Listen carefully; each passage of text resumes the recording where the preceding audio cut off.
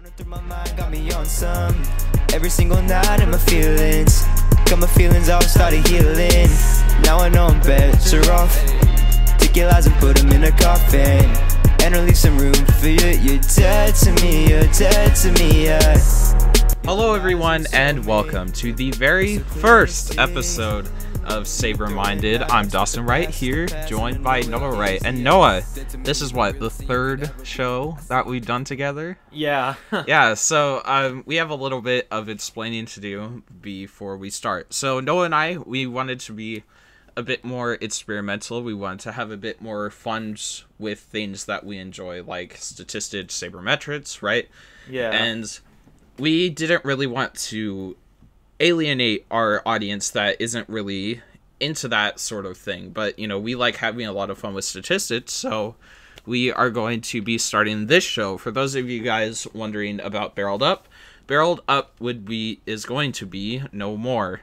But since we didn't want to alienate you guys that just, you know, want to hear us talk about baseball, Saturday Night Shutout is coming in replacement of Barreled Up. So basically, we added a show, and Saturday Night Shutout is replacing Barreled Up, if that made sense. And I'm going to be hosting Saturday Night Shutout on Saturday nights. We're probably going to have some guests on the show. I'm sure Noah will make an appearance on an episode here and there, so we could talk about everything that happened this past week in baseball. And let's go ahead and let's get started with some Bryce Harper, because our first topic. Because there's literally nothing else going on this offseason until Bryce Harper and Manny Machado sign. Harper and Machado rumors. All right, so do you want to go ahead and get started with the Bryce Harper projections?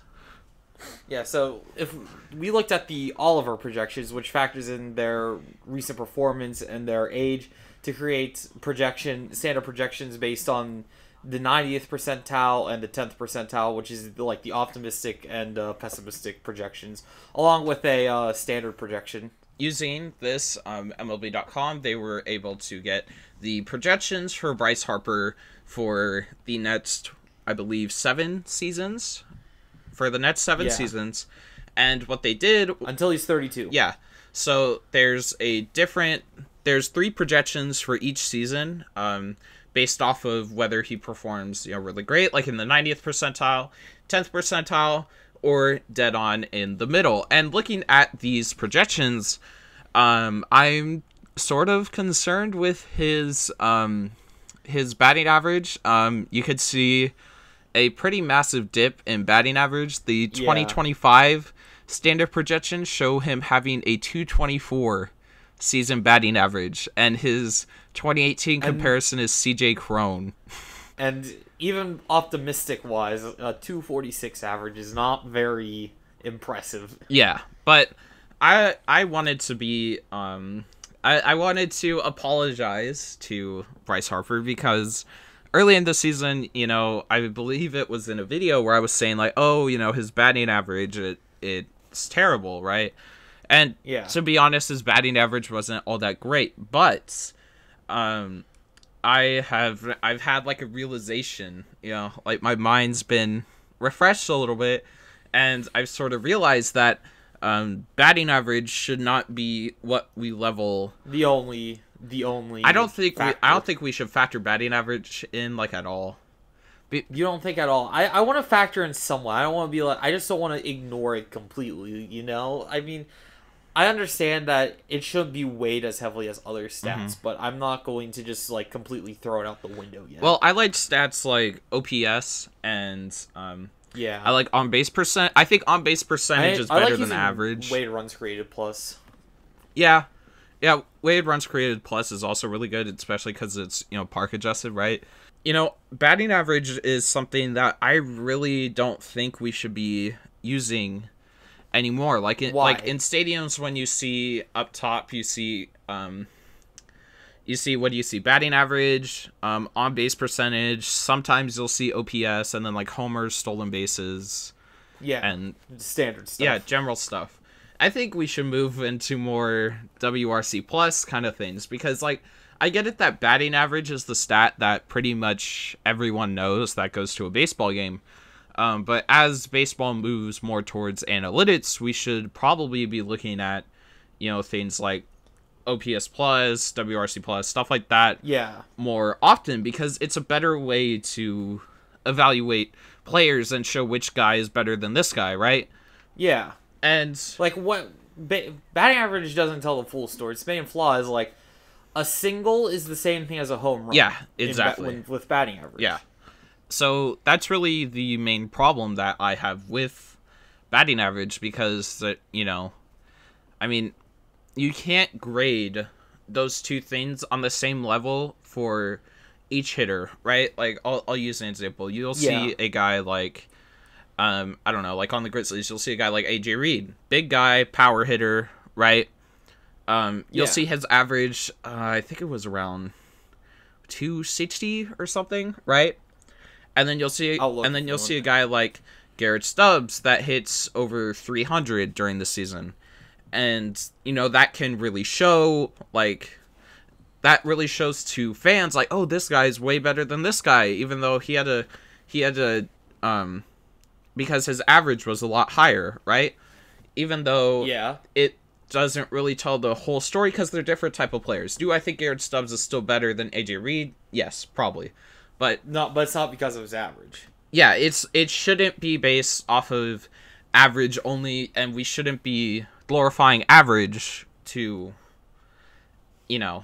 all the main factor. Yeah, because you'll see kids going to games and they'll be like, oh, they'll instead, if they see like OPS plus and WRC plus up there, stuff like that, they'll be like, oh, hey dad, what's that mean? And then hopefully their dad is educated enough to explain it to them, right? I don't know, maybe BABIP could be interesting to throw up there, right? There's a few more things I think you could do with it, and maybe alongside stolen bases, you could show stolen base percentage too, that'd be interesting. Yeah.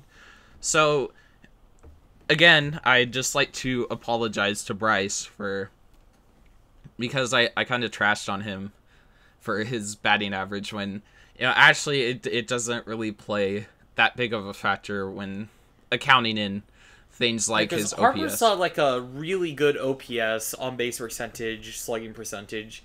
His defense was we'll get into defense some other time, but defense not so great. But overall, he wasn't that bad batting if we're not taking into average. Yeah, and I'm a big on base percentage guy. I think on base percentage is one of the most important things in scoring runs. So I should have accounted for that more when I made my Harper video. But so what we decided to do was we looked at Bryce Harper's last 7 seasons, and we also looked at the Phillies, what they spent per win in 2018. One of the favorites for him. Yeah, and we were trying to find Harper's what Harper's actual value is average per season based on his average WAR. Yeah, per season for the next 7 seasons, based off his WAR and baseball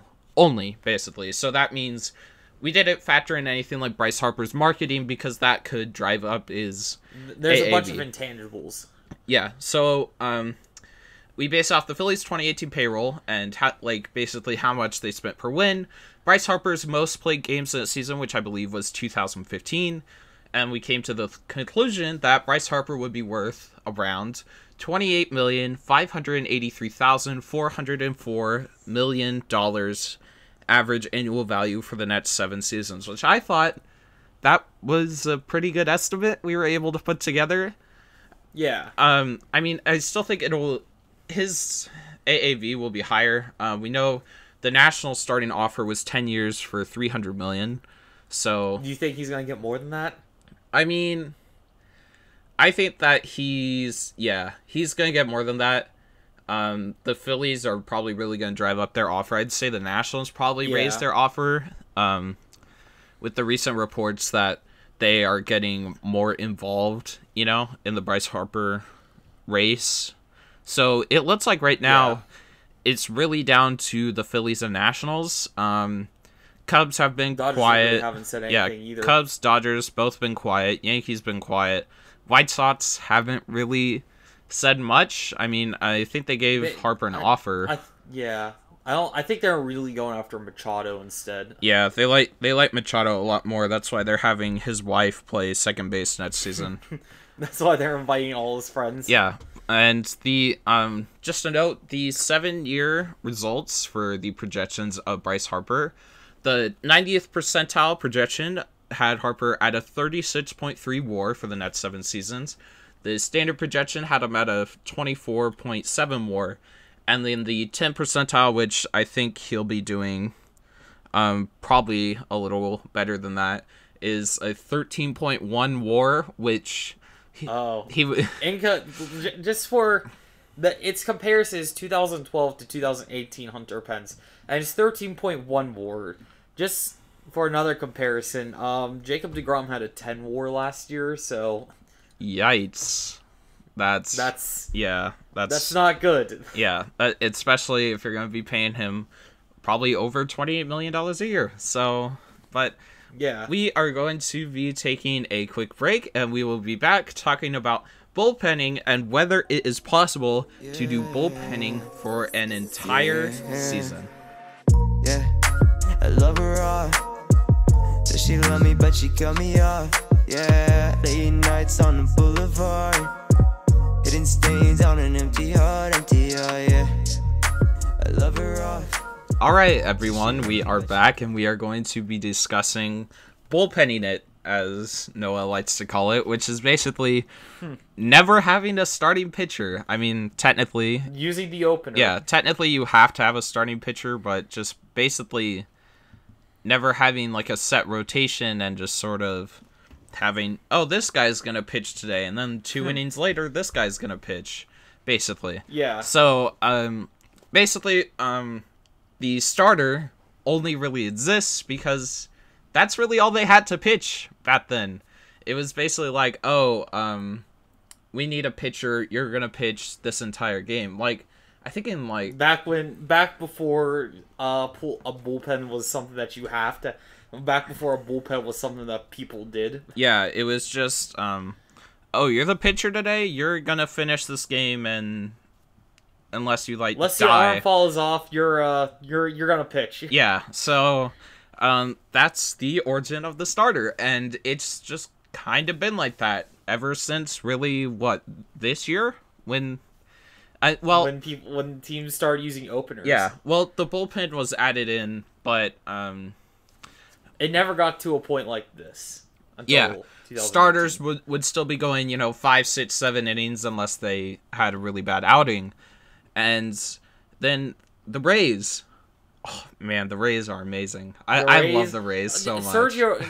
The Rays and Sergio Romo, who possibly had the weirdest year. Did you know he got like a third of an inning at third base because they didn't want to pull him from the game? Yeah, and then they put him back in to pitch. Oh man, dude, the Rays are Sergio Romo had so officially Romo officially had the weirdest year of any baseball player in MLB. Yeah, that's fair. History. All right, well, relief pitchers, they've started having lower ERAs than starters around 1955, and it's gone pretty much down since then.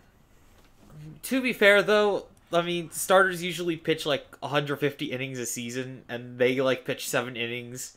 They go out and pitch 6, 7 innings, and the bullpen pitcher and relief pitchers usually just come in, pitch 1 or 2 innings, unless they're like some long relief guy, and then they're out. Mm-hmm. Well, that's what we're getting at here. Innings and stuff. So also factor in. Since it's no longer a limited amount of pitchers, I had the question: is bullpenning it for an entire season possible? Which I can't. We don't know entirely because it depends on a few factors. But let's run through the numbers a little bit. Okay. So, for an entire season, okay, you are going to play 1,458 innings a season at minimum. So that's not including... That's not counting it. That's not including extra innings. I guess you could have a few games where it, like, rains out, so you only play 7 innings, but 1,458 is really the number. So we're going to base it off the A's pitcher-heavy wildcard roster. They had 11 pitchers on the roster. But on that roster, they also had 2 utility players, so it's possible that you could go even up to 12 pitchers if necessary. So 12 pitchers, 1,458 innings. That's 121.5 innings per pitcher, and this is excluding any possible two-way options, which the Rays have been talking to Matt Davidson about possibly becoming a two-way player. I believe they have also a pitcher, infielder, pitcher, outfielder in... Yeah, Brendan McKay. He's in the minors. He's a first base, right or left-handed pitcher. I'm not sure. Yeah, so the Rays are starting to experiment with more two-way guys, which could possibly lower this number as well. But 121.5 innings per pitcher, you're going to have to... I don't know if there's any room on the team for a guy like... I don't know. Yusmeiro Petit or somebody. No, I mean, like, for a guy like Kimbrel or Chapman. Yeah. You'd have to have a bunch of Yusmeiro Petits. Yeah. You'd have to load that roster with guys that have the ability to go 4 or 5 innings. You know, you could throw in maybe like a Josh Hader, but I feel like the trick to this would be finding those guys. Yeah. That would be the hard part. It's like you'd basically have to swap every starter out and just have them bullpen it. Mm-hmm. And rest time, if you pitch 3 innings, I don't know, 2-3 days ish for each pitcher. So you're gonna have to get a pretty experimental manager. We know Cash is very experimental, so I don't think he would really have a problem with this if the Rays were really trying to do this for an entire season. But I feel like you'd at least want to have like 1 to 2 guys that start and go, say 5 innings, you know, every once in a while. Just so you have some of those days. Yeah. So you just have like 2 or 3 days a week where you don't have to use guys. But if you wanted to do like a sort of blend between an opener and bullpenning it, where you could have like, let's say Sergio Romo comes in and faces the top of the order, right? And then you could put in guys like Yusmeiro Petit, who can pitch like 4 innings, and then, you know, boom, you're already in the 5th, right? Yeah. So that's possible, but I still don't think you could do this for an entire season. Do you think it would work? Do you think it would win you enough games to be a playoff? It depends on what the staff is. You know, another thing that's possible, you might be able to get some starters to get on board with this and then just roll in as relief pitchers. Yeah. Right? Get guys like, I don't know, Charlie Morton. Charlie Morton's on the Rays, just saying. Okay, so then what about... Okay, so you're going to have situations. What about, just thinking about, like, guys like Randy Choate, who are lefty-only guys. Does that role just become non-existent, too? It like, would what have if you have a guy be. that just... So it's like... So you'd be willing to, like, all right, it's the last inning this guy's pitching, all right? And Lucas Dudaw's coming into the play. We all know Lucas Dudaw crushes right-handed pitchers, and you have a right-handed pitcher, and do you keep some spots on the roster open for, like, a Zach Duke or somebody just to put in versus a lefty? Possibly 1. It would depend on how much depth I have with the rest of the team. Because if I don't know if I'd be able to open up an entire roster spot to a guy like that, you know? Because, like, the guys you'd really want is a guy like a Josh Hader, obviously, maybe like a Will Smith. Can pitch a handful of innings. Yeah. I think Will Smith can go like 2 or something. Because you want the guys that can at least go 2 innings to fill up like almost every position. You want multi-inning guys. Yeah, I don't think on your pitching staff. Yeah, that was a really interesting point you brought up though, but I don't know if I don't think you'd be able to fill in an entire roster spot with that one guy. I don't think that'd be possible. To face a platoon batter. Yeah. Yeah, I don't think it's possible because it'd almost be less situational from the pitching side of things, because you'd be like, oh, you have to pitch this inning, so then these guys can rest and pitch the next day or 2 days from now, right?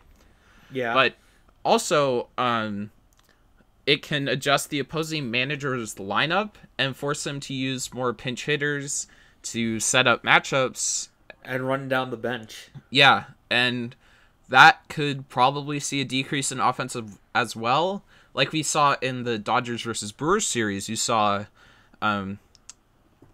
Roberts. He would just, he would change the lineups based on what's going on, and then the Brewers tried to pull the bamboozle, right? Like with Miley, right? With Miley, and then putting someone else. Yeah, so the bamboozle. Yeah, and then you might have, I don't know, let's say the Angels. Let's say it's Rays Angels. You might have the Angels bat Trout fourth, right, instead of the top three. Down. That'd be weird though to see where's Trout batting? He's batting seventh. Yeah, right. Like it break baseball in a way that would sort of be entertaining and fun, because it's not only tough on we're using the Rays basically as an example, because if anyone's going to do this, it's either going to be the Rays or the A's, right? Yeah, because they did the most last year. Yeah.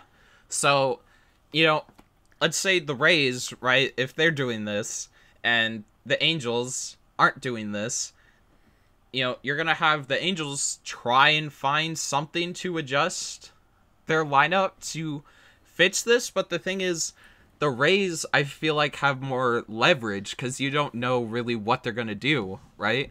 Yeah, what you don't know what their next move is going to be. Exactly. It becomes so unpredictable, it's basically impossible to set a lineup.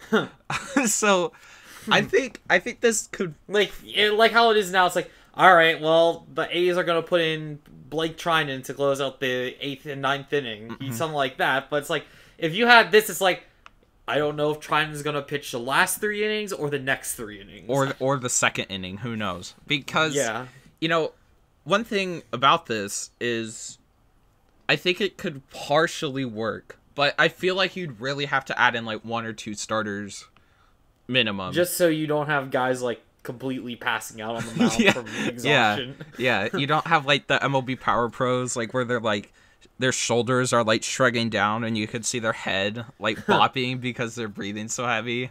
There's sweat coming all down their face. So to avoid that, you're probably gonna have to throw in 1 or 2 starters. A few starters. Yeah.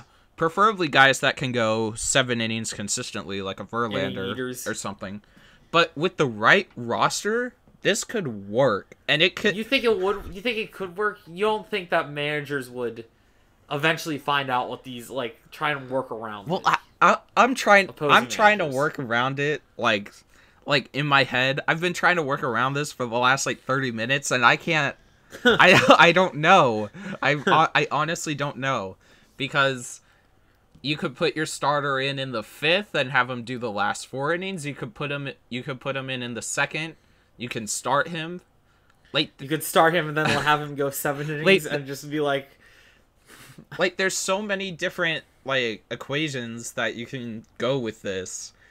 There's so many different routes you could. It's I could start him today and I could just let him go until he does bad. Yeah, one thing or I could pull him after the 3rd, regardless if he's doing bad or not, and put in another guy. Mm-hmm. One thing we're gonna have to do, and we'll probably share it with you guys, I don't know, the next episode or on social media, something, is figure out all of the different possibilities of this and just put it out so we can have the number of different possibilities that's possible with a situation like this, when you could put a certain pitcher in a certain position, because I'd be really interested to see how many opportunities they have, because the opposing manager, when the lineup's set, you put Trout 3rd, you can't move him unless, I don't know, double switch, but it's the AL, so I mean, you're kind of stuck in a corner, so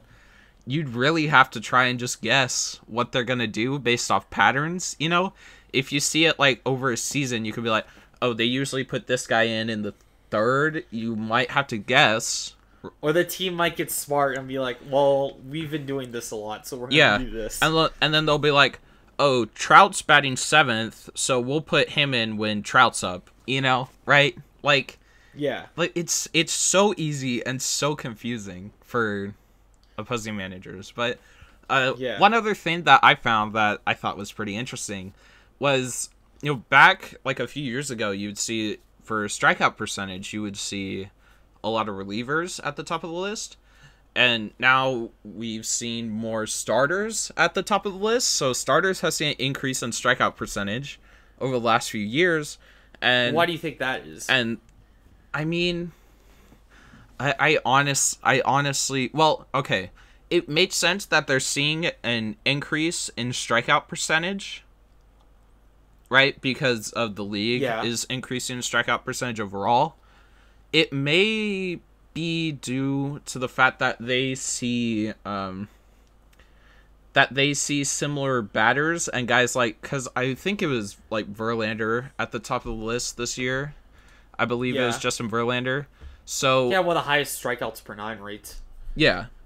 So, like, if guys like that are facing the same guy over and over again, and they're able to jump on it, like, if they're... And know what they swing out, what they lay off, and stuff like that. Like, guys in a 0-2, 1-2 count, they're more likely to strike out, right? So, if they're able to get those pitches off quickly, then I'm sure that helps. Facing the same guy helps, because one thing that I'm sure starters do more than like closers, especially, or like late inning relievers. Starters will look at film a lot for the lineup. I know relievers look at film as well, but starters know really who they're going to face in what order most of the time. Yeah. Relievers can face the top 3, or they can face the bottom 9, which are like total polar opposites, right? Yeah, it could be completely different depending on how the team has their lineup set. Yeah, so I feel like the starter knowing what to expect can help in increase in strikeout percentage. And, when you're facing Joey Gallo 3 times compared to once, right? With strikeouts overall rising, like we said, you're going to see a strikeout. Yeah. You're going to see strikeouts going up overall. Yeah, it's probably just due to, they're seeing more guys that strike out more than relievers are. Joey Gallo. Yeah. Yeah. They get to see Joey Gallo as like a 40% or whatever it is strikeout percentage. Or Chris Davis. Yeah. Yeah. They see those guys more often, and they know how to beat them. So that probably factors into strikeout percentage the most. Well, all right, everyone. We hope you enjoyed the very first episode of Saberminded. You can follow our social media. You can follow us on Instagram at Saberminded. You can read some of Noah and I's articles in the description below. You can check out some of our other shows. We're going to have some more content coming out soon. I'm going to be coming out with a video pretty soon. And we hope you all enjoyed this episode. And we will see you all in episode 2.